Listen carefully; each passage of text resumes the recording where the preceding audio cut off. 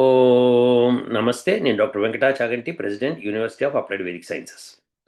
ఇప్పుడు కొన్ని మెసేజ్లు చూద్దాం. ఆ మెసేజ్ల్లో వాళ్ళు ఏం రాశారు, దానికి మన సమాధానం ఏంటి? ఇప్పుడు ఈయనెవరో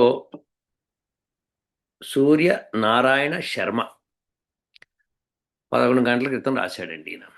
నేను చేసిన ఫ్యాక్ట్ చెక్ లిస్ట్ లైస్ అన్న దానికి అసత్య నాస్తికుల సమాధానం అని చెప్పి దానికి చేసిన దానికి ఈయన నాకు ఒక మెసేజ్ పెట్టి, డాక్టర్ మందు పవర్ఫుల్ అయితే బాడీలో ఎలా పనిచేస్తుందో ఆయనకు తెలుస్తుంది.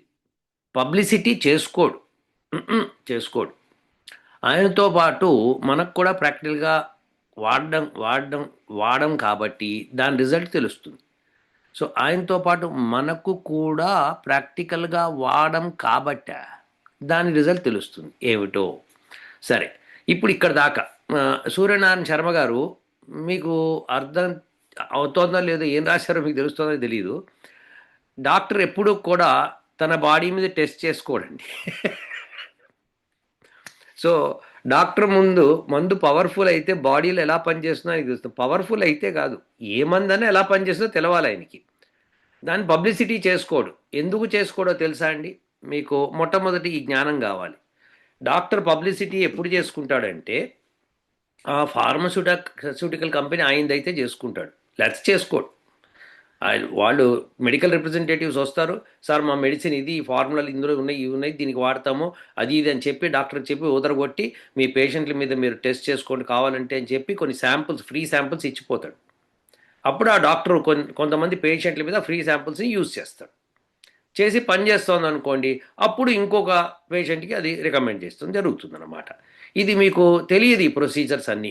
పైగా ఈ మధ్య కాలంలో డాక్టర్లు కొద్దిగా కొంతమంది బాగా చెడిపోయారు.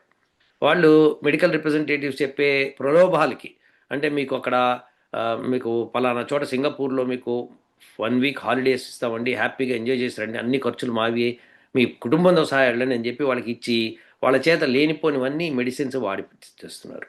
సో అది చాలా డేంజరస్. అది అది భయంకరం. డాక్టరు యథాతథిగా తెలుసుకోవట్లేదండి. సో సూర్యనారాయణ శర్మ గారు ఈ విషయాలు తెలియదు మీకు. డాక్టర్ తన మీద ప్రయోగించుకోడు. పబ్లిసిటీ ఎందుకు చేయడంటే తన కంపెనీ కాదది, అది పబ్లిసిటీ చేయకూడదని రూల్స్ ఉంటాయి దానికి. మందును వాడటం కోసమే వాడాలి కానీ పబ్లిసిటీ చేసి దాన్ని అమ్ముకోవడం కోసం కాదు. ఈ విషయాలు మీకు తెలియవు.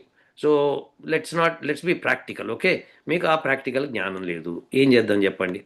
సరే, నెక్స్ట్ ఆయన ఏమంటాడంటే, అలాగే హోమంలో వేసే ఔషధాలు పవర్ఫుల్ అయితే ఆటోమేటిక్గా ఫలితం వస్తుంది. ప్రాక్టికల్గా కూడా అందరికీ తెలుస్తుంది. యూట్యూబ్లో హోమం గురించి పబ్లిసిటీ ఎందుకు? Question mark. అసలు ఇలాంటి భ్రమకు లోనే వాళ్ళు ఎలా చెప్పాలి నాకు అర్థం కాలేదు. మీరు ఎన్నడన్నా హోమం చేశారా? శర్మ గారు, శర్మ గారు పేరు మటు శర్మ గారు, ఎన్నడన్నా హోమం చేశారా? ఫలితం వచ్చిందండి. ఫలితం వచ్చిన విషయాన్ని ఎవరికీ తెలియకుండా ఎవరెట్లా ఉపయోగిస్తారు? అవునా? ఇప్పుడు మనకి డాక్టర్ ఒకడు ఉన్నాడండి, సందు చివరి డాక్టర్ ఉన్నాడండి, ఆయన మంచిగా చూస్తాడని ఎవరైనా చెప్తే కదా వెళ్ళేది. అవునా? లేదు, ఆ డాక్టర్ బోర్డు ఉంది, డాక్టర్ శివప్రసాద్ కన్సల్ట్ మీ అని ఉంది. సో ఆయన ఏమిటి కథ ఏమిటని లోపలికి వెళ్ళి ఎంక్వైరీ చేసుకుంటాం. అవునా? అలా బోర్డ్ ఈజ్ పబ్లిసిటీ అండోయ్, మీకు తెలియదా? సో డాక్టర్ కానీ ఏ కంపెనీ కానీ ఎవరైనా బోర్డు పెట్టుకుంటారు. బోర్డు పెట్టుకొని అడ్వర్టైజ్మెంట్ కూడా చేసుకుంటారు. మీరు చూడండి, ఇప్పుడు మా యశోద హాస్పిటల్స్ ఫర్ సంథింగ్ అని చెప్పి వాళ్ళు చెప్పడం, లేకపోతే ఇంకో హాస్పిటల్స్ ఇంకోటి సంథింగ్ అని చెప్పి పబ్లిసిటీ జరుగుతుంది కదా. మేము అపోలో హాస్పిటల్స్ మేము ఇన్ని చేస్తున్నాం వాళ్ళు చెప్పుకుంటారు, అందరూ చెప్పుకుంటారు. చెప్పుకోకపోతే ఎలా తెలుస్తుంది పేషెంట్స్కి? తెలవకుండా ఎట్లా వెళ్తారు? Apollo hospitals speciality for treatment in so and so disease అది పెట్టి రాస్తారు వాళ్ళు. అప్పుడు మా దగ్గర ఈ ఫలానా సర్జన్స్ ఉన్నారు, వాళ్ళు ఉన్నారు, వీళ్ళు ఉన్నారు రాస్తారు. అడ్వర్టైజ్మెంట్ చేయకపోతే పబ్లిక్ ఎట్లా వెళ్తారు? సో మీరు భ్రమలో ఉన్నారండి. అడ్వర్టైజ్మెంట్ కంపల్సరీ చేసి తీరాలి, చెప్పి తీరాలి జనాలకి. తెలియనప్పుడు, అసత్య ప్రచారం ఉన్నప్పుడు సత్యాన్ని చెప్పడానికి తప్పకుండా యూట్యూబ్లో ఇంటి వీలైతే ఒక బ్యానర్ పెట్టుకొని వీధులు తిరగాలి. మీకు అది చేత కాదు, మీకు తెలియదు. హోమంలో ఫలితాలు ఎలా ఉంటాయి తెలియదు. అసలు ఏంటో ఔషధాలు అంటారు, ఫలితాలు అంటారు, ఏంటేంటో కూడా మీకు తెలియదు. విశేషం అన్నమాట ఇవి. ఏమీ తెలియని వాడు ఎట్లా మాట్లాడుతున్నారంటే, ఏముంది, ఆ అసత్యాన్ని వేసి పందుల గుంపులో చేరిపోయి ఉంటాడు అందుకని.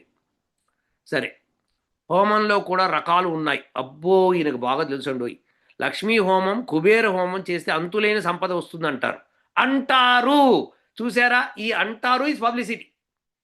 అర్థమైందా? ఎవరంటారో నాకు తెలియదు, మీరంటారేమో, నేనైతే ఎప్పుడు అనలేదు అట్లా. ఓకే, సరే వినండి. మీరు అది చేసుకొని కోటీసులు అయిపోవచ్చు కదా. ఓకే, సరే. ఈ ఈ- ఈ ఈ- ఈ- అసలు వీళ్ళు ఎంత అజ్ఞానులో తెలుస్తోంది. మీకు ఆ హోమం భాష కూడా తెలుసు. యూట్యూబ్ యాడ్స్ ద్వారా డబ్బులు ఎందుకు? Please, let's be practical, not imagination. నువ్వు ఇమాజినేషన్లో ఉన్నావు నాయన. సూర్యనారాయణ శర్మ, మంచి పేరు పెట్టుకున్నావు, సూర్యుడు నారాయణుడు శర్మ. అబాబాబాబాబాబా.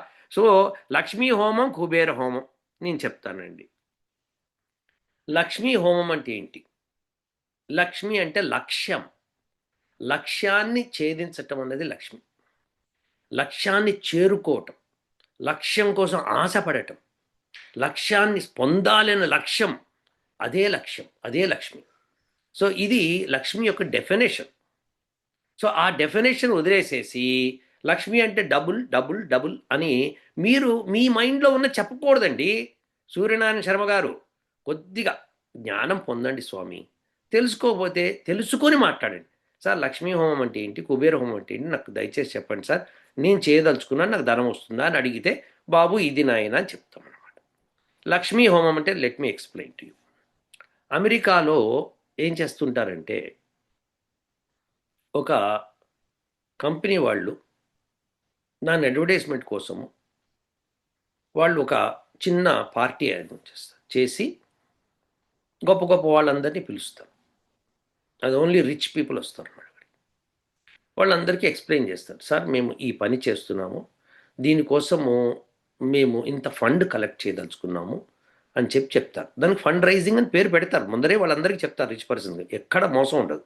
ఫండ్ రైజింగ్ అండి ఇది, ఫర్ దిస్ కాజ్, మీరు వచ్చి మీకు నచ్చితే మీరు ఇవ్వచ్చు.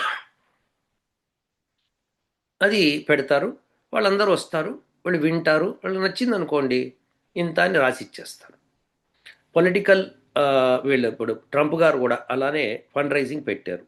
అప్పుడే కదా ఎలాన్ మస్క్ $125 మిలియన్ ఏదో ఇచ్చాడని. సో ఇలా ఫండ్ రైజింగ్ అని పెడతారు. నాన్ ప్రాఫిట్ వాళ్ళు కూడా పెడతారు ఫండ్ రైజింగ్ అని పెట్టి. ఏం చేస్తారంటే మీల్స్ అలాంటివి పెడతారు అక్కడ, భోజనము వైను ఏదో ఇస్తారు, వాళ్ళకి తోచింది ఇస్తే వీళ్ళందరూ పొలవమని వస్తారు, వచ్చి తింటారు తాగుతారు. అందులో చక్కగా వాళ్ళు డబ్బులు ఇస్తారు. మంచి పని చేస్తున్నారు మీరు చేయండి అని చెప్పి ఇస్తారు. వాళ్ళకి ట్యాక్స్ ఎగ్జంప్షన్ ఉంటుంది కాబట్టి ఆ డబ్బులు వాళ్ళు ఇస్తారు, చేసుకుంటారు. ఇది ఇది లక్ష్మి. ఇలా చేస్తారు. మన పూర్వకాలంలో కూడా ఊర్లలో ఉండేవాళ్ళు ఒక కార్యక్రమం చేయాలి. ఇప్పుడు ఫర్ ఎగ్జాంపుల్ మాంతా తుఫాన్ వచ్చింది.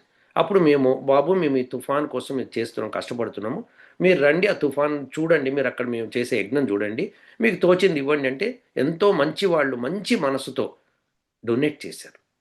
చేస్తే దాని సహాయంతో మేము చక్కగా మాంతా తుఫాన్ని డైవర్ట్ చేయగలిగాం. మీరు చూశారు, ప్రాక్టికల్గా రిజల్ట్ చూశారు. దానికి మాంతా తుఫాన్ వచ్చే ముందర మేము అనౌన్స్ చేశాము, యజ్ఞం చేశాము, ప్రతిరోజు యూట్యూబ్లో పెట్టాము, దాని రిజల్ట్ కూడా చూపించాం. దీన్ని లక్ష్మీ యాగము అంటారు. సో ఒక లక్ష్యం నెరవేరటం కోసము అందరినీ, బాబు మేము ఇలా హోమం చేస్తున్నాం ఫలానా లక్ష్యం నెరవేరటానికి. అలానే కోవిడ్ వచ్చినప్పుడు, కోవిడ్ కోసం అని అంటే అప్పుడు మనకి రాజమండ్రిలో రాజ్యలక్ష్మి గారు చాలా సారీ లక్ష్మీరాణి గారు చాలా గొప్ప మనసుతో ఆవిడ ముందుకొచ్చి మిగతా జనాలను కూడగట్టుకొని ధనాన్ని కూడబెట్టి చక్కటి యాగాలు చేయించారు అక్కడ. దాని రిజల్ట్స్ కూడా మేము చూపించాం. సో అలాంటి మహాదాతలు మంచి మనసు వాళ్ళు ముందుకు వస్తారు. మనం చేస్తాము అంటే కదా, అడ్వర్టైజ్మెంట్ చేయకపోతే ఎలా తెలుస్తుంది? నేను యూట్యూబ్లో చెప్పకపోతే ఆవిడికి ఎలా తెలవాలి? ఆవిడ ఎందుకు ముందుకు రావాలి? అలానే జగ్గయ్యపేటలో ఆయన చక్రపాణి గారు గోశాల ఉంది ఆయనకి, చక్కగా గోశాల నడిపిస్తున్నాడు. దానికి ఇప్పటికే ఆయనకి మా స్టూడెంట్స్ కూడా డొనేట్ చేస్తున్నారు చక్కగా. ఆయన ఆ గోశాలని నడిపిస్తూ, నేను ఇక్కడ సిమెంట్ ఫ్యాక్టరీ పొల్యూషన్ తగ్గడం కోసం ఒక హోమం చేద్దామంటే అక్కడే ఇంకొక పండితుడు ఉన్నాడు. ఆయన చక్కగా ముందుకొచ్చి, సార్ నేను వీళ్ళతో మాట్లాడతాను, వాళ్ళు ఏర్పాటు చేస్తారు, మనకి నెయ్యి అది ఉచితంగా ఇస్తారు, మనకి కావాల్సిన ఏర్పాటు చేద్దామంటే మేము అనౌన్స్ చేసాము. ఆ జగ్గయ్యపేటకు కూడా జనాలు దాతలు ముందుకొచ్చి వాళ్ళకి ఇచ్చారు. వాళ్ళు పాపం ఎంత ఎంత ఇచ్చారో నాకు తెలియదు, కానీ మొత్తానికైతే వాళ్ళు చక్కగా చేశారు. ఆ రిజల్ట్ కూడా పెట్టి. అలానే విశాఖపట్నంలో ఎప్పుడైతే ఈ విషనాశక యజ్ఞం చేశామో అప్పుడు స్టెరీన్ గ్యాస్ లీక్ అయింది. స్టెరీన్ గ్యాస్ లీక్ అయితే అరే ఇట్లా గ్యాస్ లీక్ అయింది, మనం గబగబా చేయాలని మొదలుపెట్టి యూట్యూబ్లో ఆయన అక్కడ నరసింహ శర్మ గారు పెద్ద వేద పండితుడు ఉన్నాడు, ఆయన్ని కాంటాక్ట్ చేసి నాయన ఇట్లా చేయగలుగుతావా అంటే నేను చేస్తాను సార్ అన్నాడు. అని చెప్తే ఆయనే అప్పుడు కోవిడ్ సమయంలో ఎక్కడా కూడా పబ్లిక్ గ్యాదర్ కాకూడదు, అయినా సరే ఆయన కూర్చొని ఒక టెంపుల్కి వెళ్ళి రిక్వెస్ట్ చేసి వాళ్ళ దగ్గర ఆ యజ్ఞకుండం తీసుకొని పెద్దది మంచిది ఉంది. సో చక్కగా అక్కడ 10 రోజుల పాటు పొద్దున్న సాయంకాలం, పొద్దున్న 3 గంటలు సాయంకాలం 3 గంటలు చేశాడు. ఆ విషనాశకం స్టెరీన్ గ్యాస్ ఎక్కడెక్కడ ఉండిందో అన్ని చోట్ల నుంచి అది సద్దుమణిగింది. అంతేకాకుండా అత్యుత్తమమైన ఫలితాలు ఇచ్చింది. ఇవన్నీ కూడా లక్ష్మీ యాగమే నాయన. సో ఇలాంటివి తెలుసుకోవాలి, కానీ లక్ష్యం నెరవేరటం కోసము వేద పండితులు ఇదివరకు ఇంటింటికి తిరిగి మేము ఇలా యాగం చేస్తున్నాము, మీరు రండి, యాగాన్ని అటెండ్ అవ్వండి, ప్రసాదం తీసుకోండి, మీకు తోచింది ఇవ్వండి, ఈ లక్ష్యం నెరవేరటానికి దీనికి ఇంత ధనం అవసరం అవుతుందని చెప్తే ఆ ఊర్లో ఉన్న పెద్దవాళ్ళు, జమీందారులు, ఇంకా వీలైతే రాజులు కూడా వచ్చేవాళ్ళు. వచ్చి వాళ్ళు చేయండి మేము ఇస్తామని చెప్పి ఇచ్చి ఆ కార్యక్రమాన్ని నెరవేరేటట్టు చేసేవాళ్ళు. సో అది లక్ష్మీ యాగం అంటే. నువ్వు సొంతగా నువ్వు ధనం కూర్చుకుందుకు, నువ్వు గొప్పవాడు అయిపోవడానికి కాదు, నీ లక్ష్యం నెరవేర్చడానికి. ఆ లక్ష్యాన్ని గుర్తుపెట్టుకో, ఆ లక్ష్యం ఏదో ప్రజలకు పనికి రావాలి. సో అలాంటిది చెయ్యాలి. తద్వారా నువ్వు కూడా గొప్పవాడి అవ్వచ్చు. ఎందుకంటే నీకు కూడా ధనం వస్తుంది కాబట్టి. వాళ్ళు నువ్వు నాయన ఇది జీతం నువ్వు తీసుకో, నువ్వు ఈ ధనం తీసుకో, నువ్వు కూడా నీ భార్య బిడ్డలతో బతుకో, మిగతాది ఇలా చెయ్యి అని కూడా చెప్పేవాళ్ళు ఉన్నారు. అలా చెప్పాలి కూడా, లేకపోతే ఆ పేద బ్రాహ్మణుడు ఎట్లా బతకాలి? సో ఇవన్నీ కూడా మనం గుర్తుపెట్టుకోవాలి. సో లక్ష్మి అంటే లక్ష్యం నెరవేరటం కోసము. అంతేకాని సూర్యనారాయణ శర్మ గారు మీరు ఆ సత్యాన్వేషి వేటలో పడి మీరు అనవసరంగా బుర్ర పోగొట్టుకున్నారు. మంచి పేరు సూర్యనారాయణ శర్మ, ఎంత మంచి పేరండి సూర్యనారాయణుడు. పొద్దున్నే నేను లేచి సూర్యుడికి నమస్కారం చేసుకుంటూ సూర్యనారాయణ అని పిలుచుకుంటూ ఉంటా. అలాంటిది మీరు ఏమిటిది ఇంత మంచి పేరు పెట్టుకొని పేరుకు తగ్గట్టుగా వెలగండి. ఇలాంటి భ్రష్టు మాటలు, అపభ్రంశం మాటలు మాట్లాడకండి. ప్రాక్టికల్గా నేనున్నాను, మీరు లేరు. ప్రాక్టికల్గా మీరు కేవలము తిట్టడం కోసమో, మీకు తెలియని అజ్ఞానాన్ని అంతా రోడ్ల మీద పడేసి జనాల్ని మతిభ్రమింప చేయడం కోసమో, యూత్ని తప్పుదోవ పట్టించడం కోసమో చేస్తున్న కార్యక్రమాలు. ఇలాంటివన్నీ మీరు వదిలేసేయాలి సూర్య శర్మ గారు, తప్పదు వదిలేసేయాలండి. ప్లస్ ఆ అసత్యాన్వేషిని వదిలిపెట్టండి, లేకపోతే మీరు ఇంకా you know I don't know what to tell. Okay, anyhow ఇంకొక మెసేజ్ చూద్దామండి. ఇది ఇంకో మెసేజ్. నేను ఈ రణవీర్ అలహాబాదీ అన్న అతను ఈ రూపా భాటితో చేసిన దానిలో 5 రిచువల్స్ వితౌట్ ఫ్లెష్ అన్న విషయాన్ని నేను మెన్షన్ చేశాను. వాళ్ళేమో హోమాల్లో మాంసం ఉందని అంటే వాళ్ళకి అసలు సంస్కృతమే రాదు, అలాంటి వాళ్ళు అనమాట వాళ్ళు. సో బట్ అప్పుడు దాన్ని చేస్తే నేను ఎవరో పెట్టాడు. But they had sacrificial poles erected around the sacrificial హోమకుండ which is for tying animals. Also make a video on Ashwamedha Yagna, thanks. ఈయన పాపం అమాయకంగా అడిగాడు, మరి ఈ పోల్స్ ఇప్పుడు బలి పశువుల్ని కట్టడానికి అక్కడ గుంజలు పాతుతారు కదా, మరి దాని సంగతి ఏమిటి అని అడుగుతున్నాడు. నేను ఇదివరకు కూడా క్లారిఫై చేశాను, మళ్ళీ ఒకసారి క్లారిఫై చేస్తున్నాను. బలి అంటే దేవతలకు ఇచ్చే అన్నాన్ని బలి అంటారు. దేవతలకు ఇచ్చే అన్నం ఏదో మొత్తం వేదంలో స్పష్టంగా నిర్దేశించబడింది. ఎక్కడా మాంసం అన్నది లేదు, ఎక్కడా హింస అన్నది లేదు. పైగా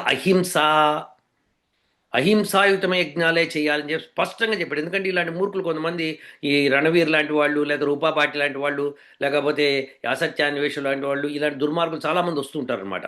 వాళ్ళు చేసే ఎదో పని పాచి పని ఏంటంటే వాళ్ళక పొట్ట చించితే అక్షరం ముక్క రాదు. వాళ్ళకి ఏది కావాలంటే ఇలా రివర్స్లో మాట్లాడి పాపులారిటీ అవ్వాలి.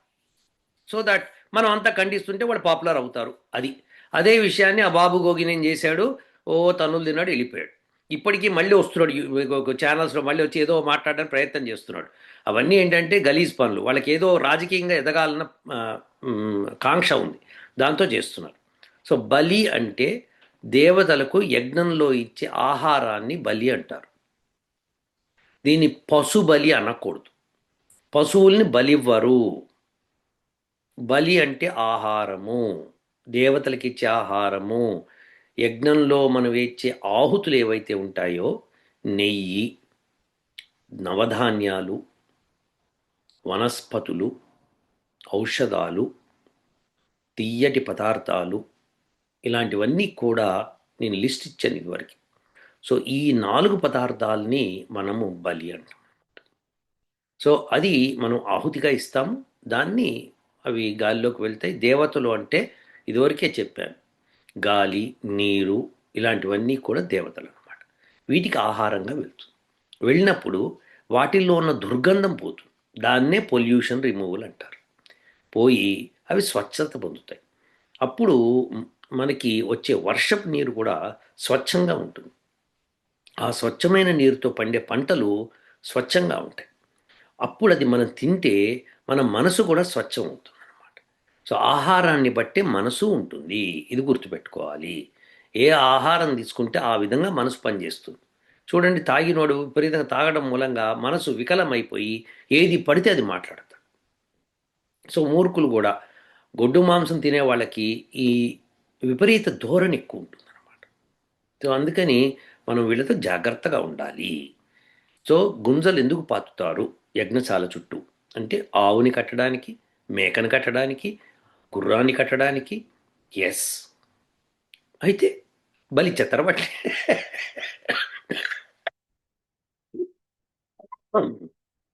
అసలు నాకు ఎట్లా నవ్వాలో కూడా అర్థమవుతలేదు. ఇప్పుడు అవి గుంజలు ఎందుకు నాటుతారంటే, వాటిని కట్టి వాటి ద్వారా మనము పాలు పితుకుతాం. ఆవు పాలు, మేక పాలు పిండుతాం. పిండి ప్రవర్గ్య అని ఒక కార్యక్రమం చేస్తాం. సో ఇది దానికోసం యాగాల్లో వాటిని కడతారు. మరి గుర్రాలు ఎందుకు కడతారు? గుర్రపు వెంట్రుకల్ని మనం కాలిస్తే వాటి నుంచి కొన్ని కొన్ని వెంట్రుకలు తీసుకుంటారు. అది ఏదో మొత్తం దాన్ని గొరిగేసి తీసేసుకోరు. కొద్దిగా గుండె దగ్గర కొద్దిగా వెంట్రుకలు తీస్తారు. అవి చాలా శ్రేయస్కరం. అది ఔషధయుక్తం అన్నమాట.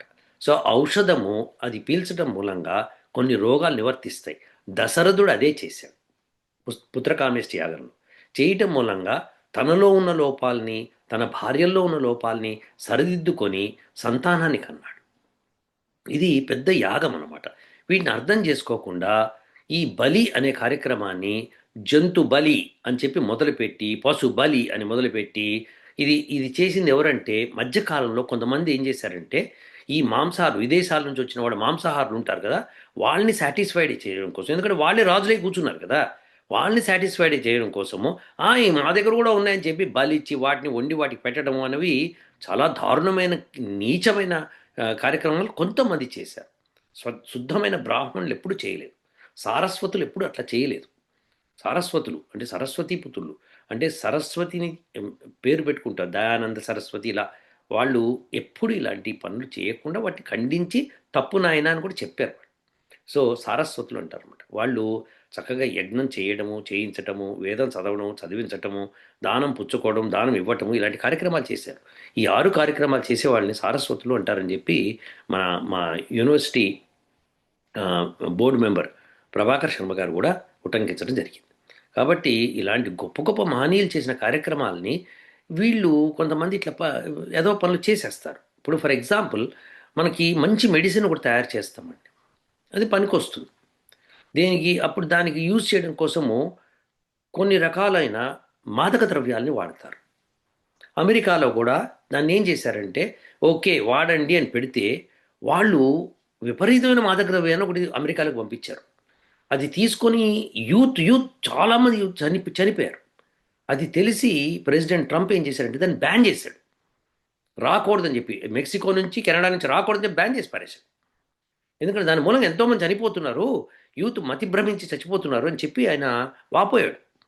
మీరు ఆయన స్టేట్మెంట్స్ చూడండి. దాని పేరు పెంతలినో ఏదో ఉంది, దాని పేరు నాకు సరి జ్ఞాపకం వస్తలేదు. సో ఇలాంటివి జరుగుతాయి అన్నమాట. అతి జరుగుతుందన్నమాట. సో ఈ అతి జరిగింది. అతి జరిగిందని ఖండించడానికి మన దగ్గర రాజుల్లో అప్పుడు ఆ శక్తి క్షీణించింది. అప్పటికి ఉన్న రాజులు కొంతమంది లైక్ గౌతమిపుత్ర శాతకర్ణి, శివాజీ మహారాజు, ఇలాంటి వాళ్ళందరూ కూడా ఖండించారు. శ్రీకృష్ణదేవరాయలు వీళ్ళందరూ కూడా ఖండించారు. వాళ్ళు అలాంటి వాళ్ళని పనిష్మెంట్ ఇచ్చారు. భోజరాజు ఇలాంటి వాళ్ళు చేశారు, చాలామంది చేశారు. కానీ దేశం మొత్తం కూడా ఇట్లా రకరకాలుగా డైరెక్షన్స్ నుంచి విదేశీ లోపలికొచ్చి కంపు కంపు చేశారు. ఇప్పుడు చూడండి కొంతమంది క్రిస్టియన్స్ వచ్చేసేసి ఇప్పుడు మన ఆంధ్రాలో ఎట్లా స్థిరపడిపోయి వాళ్ళు డబ్బుల కోసం ఆశపడి నానా భ్రష్టు పనులు చేసేస్తున్నారు. సో ఇలాంటివన్నీ ఖండించడానికి మన దగ్గర బ్రాహ్మణ సమాజం ముందుకు రావాలి. వచ్చి ఇలాంటివి చేయకూడదని చెప్పాలి. తిరుమల తిరుపతి దేవస్థానం వాడు కూడా పబ్లిష్ చేసిన దానిలో ఉందని చెప్పి ఎవడో మనం చెప్తే దాన్ని ఖండించాను. కాదండి అది తప్పది. అలా చేయడం తప్పు. ఎవడో రాశాడు, ఎవడో 100 ఏళ్ల క్రితం రాసిన దాన్ని ఎవడో తీసుకుని దాన్ని ఏదో మసిపూసి మారేడుకాయ చేద్దాం అనుకున్నాను. దానికి సరైన అర్థం కూడా నేను చెప్పాను. సో దయచేసి అర్థం చేసుకోండి. జంతు బలి, పశు బలి అలాంటివి లేవు. బలి అంటే దేవతలకి ఇచ్చేటువంటి ఆహారాన్ని బలి అంటాం. దేవతలు అంటే స్పష్టత ఇస్తున్నాం మళ్ళొకసారి. పంచభూతాలు దేవతలు.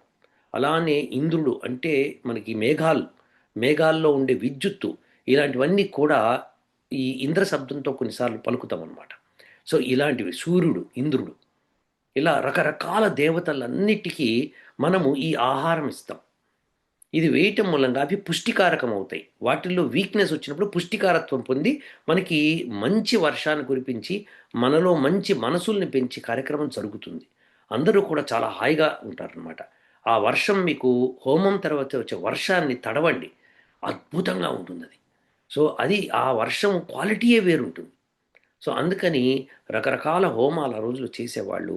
దానిలో ఆవు పాలు, మేక పాలు కలిపి ప్రవర్గ చేసేవాళ్ళు. అది చూపించాం మీకు. రాజమండ్రిలో హోమం జరిగినప్పుడు ప్రవర్గ చేసాం.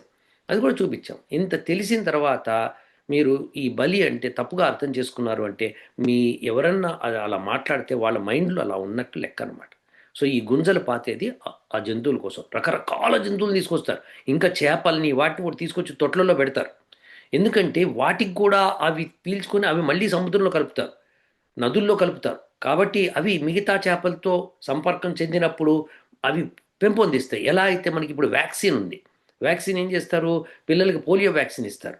ఇస్తే వాళ్ళేం చేస్తారు పిల్లల్లో కొంతమంది పిల్లలు ఇస్తే సరిపోతుంది యాక్చువల్‌గా. కానీ అందరికీ ఇవ్వడానికి ప్రయత్నం చేస్తున్నారు.